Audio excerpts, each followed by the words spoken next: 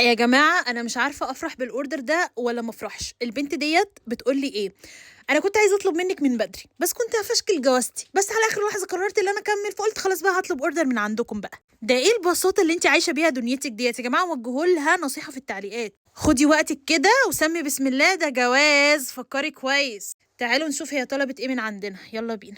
بس عايزه اقول لكم حاجه الاول، انها خدت شحن مجاني عشان الاوردر بتاعها معدي ال1000 جنيه، وهحط لها هدايا يعني، مع اني مستغرباه بس هحط لها هدايا. قرار الجواز ده من اصعب القرارات اللي انت ممكن تاخديها في حياتك، فلو انت مش واثقه 100% عيدي حساباتك تاني.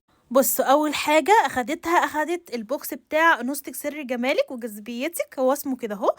نازل بسعر 350 جنيه بس، ما شاء الله بيبقى عباره عن 5 منتجات كلهم احلى من بعض. بص، 350 جنيه بس هتاخدي بيكيني باتر، وهتاخدي بيكيني بالما، وهتاخدي بودي سبلاش تشيز كيك، وهتاخدي سكراب جيلي ايس كريم، وهتاخدي كمان الرول اون. احلى حاجه اصلا في البوكس كله القطعه الصغننه دي، بجد خطيره. كل ده هتاخديه ب 350 جنيه بس جوه العرض، فهي اخدت ما شاء الله البوكس ده. واخدت كمان بوكس تيزوري الثلاث قطع. البوكس بيكون عباره عن اللوشن فوم والبودي سبلاش والغسول، وبقول لكم على طول البوكس ده حرفيا لو انتوا هتجيبوه بره العرض هتجيبوه بسعر معدي. ده كده تاني بوكس هي خدته. تالت بوكس بقى هو البوكس الغني عن التعريف، بوكس فيز يا بنات، هوريه لكم حالا من جوه. البوكس ما شاء الله زي ما انتم شايفين بيبقى عباره عن برفانات قلم زي سكاندل، اليصاب، اولمبيا سي، كوكو شانل، بلاك اوبيوم، 2126، لافي بيل سي، حاجات كده هو خطيره كلها حرفيا روايح تجنن.